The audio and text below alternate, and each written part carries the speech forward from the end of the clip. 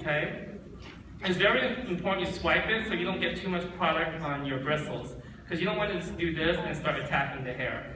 So, with that being said, let's say I want to make this very dramatic, and I call this diamonds in the sky too, and I want to make it really dramatic. I actually lift the hair up first, okay? And when I lift the hair up first, I let these little baby nape hairs drop out, and then I highlight up, okay, all the way to the mid, near to the end, and then I stretch her out and bring her down, and then I hit the top. So we're hitting the bottom and the top at the same time. Okay, but what's cool is that it doesn't swell and bleed down to the core. If you're using a regular lightener, what happens is, if you're trying to do that and this at the top, it swells, it bleeds right down to the center, and you just kind of, it defeats the whole purpose. So that's what's cool about this. Now, I'm only going to hit the top because I wanted to even that with the other side, because if I did the bottom and the top, she'll look a little lopsided. Okay? Okay, so, actually, I'm going to show you this first. I'm going to use a smaller brush. If you guys want to do like a V shape, okay, I find a medium brush is great for that. Okay, you see that? You get a little bit more precision. You get to do maybe a W. You see that? So you want to do these sun-kissed, tiny little bit of highlight, especially for your virgin clients who may be color shy. The smaller bristles is great for these little more precision type of highlights. You guys see that? But over time, what I find is that this doesn't pack the impact I want. I feel like it's a little bit too weak because the result is too subtle. So now I just like to go in with a big one and get the job done and just really pack it in with a hair painting technique. Okay, so notice I'm over-directing her hair this way. Okay, I'm going with the parting, okay? Parallel to the parting. So you can see me just angling out. And what do we know when we over-direct our haircuts? When we over-direct haircuts, we create movement, right? Am I right? Yep. Yes. And what do we know when we do diagonal foils? We're creating movement. So just like a foil in a diagonal placement, I am mimicking that in my head. I'm thinking about how I can be creative with balayage, just like the way we used to do it when we foil. So why do we have to go up the head horizontally and just do all these little things when we foil so creatively? Let's balayage just as creative, okay? So, and what's cool with this, okay, you'll see me kind of stroke it on. And I find that the heavier you pack the product on, the higher the lift you get.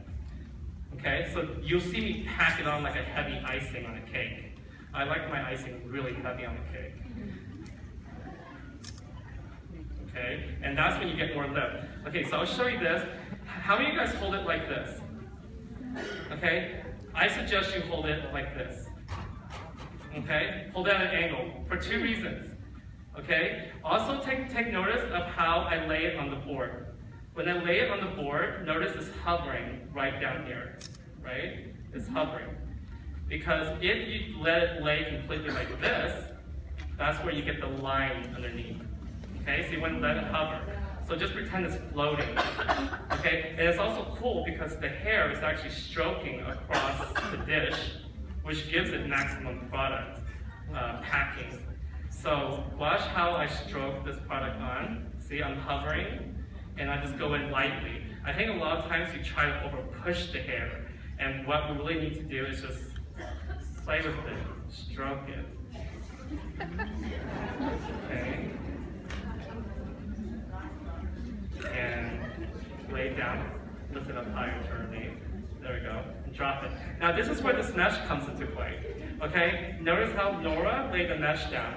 I find a lot of times we put that cling film, saran wrap, and it gets really messy. It kind of doesn't look that pretty. You guys know what I'm talking about? We want to look fancy. And it's important to look kind of fancy with our clients because I find that our clients respect us more because of all those stupid do-it-yourself videos on YouTube. Do you know what I'm talking about? Yeah. These people, it's like, just do it like this. You don't need to go to a hairdresser. See, you can be, you know, and because of them, not that there's anything wrong with those DIYers. Most of my clients are those people. So, and so we love them, and that's why we love them. But what happens is, this is what sets us apart. When we get fancy with the mesh and all that, they go like, ooh, I need that too, but I can't get it, because I need a license, you know? Right? Okay, so, oh, another thing that that we had to do because it was so cold in our room, I like to do things open air, but if you need incubation, keep in mind you can also lay it with this. Now, I choose to use these because it looks pretty and it's lightweight, but if you use foils, I find that you get more lift. So if you actually lay a foil down, because of the heat conduction from the foils, you're able to get more lift. So what I do is I just lay it over. But keep in mind that once you lay this on it, whatever you do, don't check it. Because if you peel it back off, you peel off the shell. And then now you're not gonna get that lift, you're gonna get a patch there. So whatever you do, never go back and check. Leave it there for 45 minutes, and then you can check. Is that clear? Yeah. Okay. Because I know we get excited, we want to check, let me check. And the next thing you know, you can't go back in. Okay? Because you only have one time to do it right. Okay. So notice the next section here. I take another diamond. Okay? And this diamond is going to go horizontal down. And I'm going to show you how big this diamond is. You guys see how big that is? It's pretty big, right? Okay, so this whole block is going to go in. Okay? So you're going to watch me do it again. Okay. So I'm going to get on my knees for you guys. Can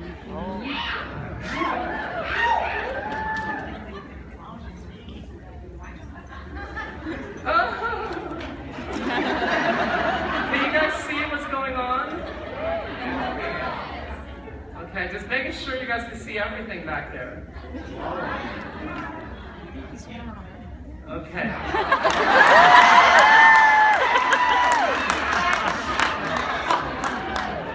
I think that's my underwear.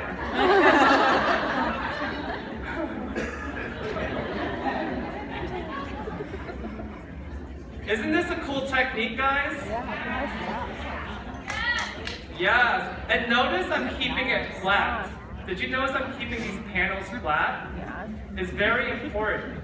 And although it looks like I'm penetrating her both sides,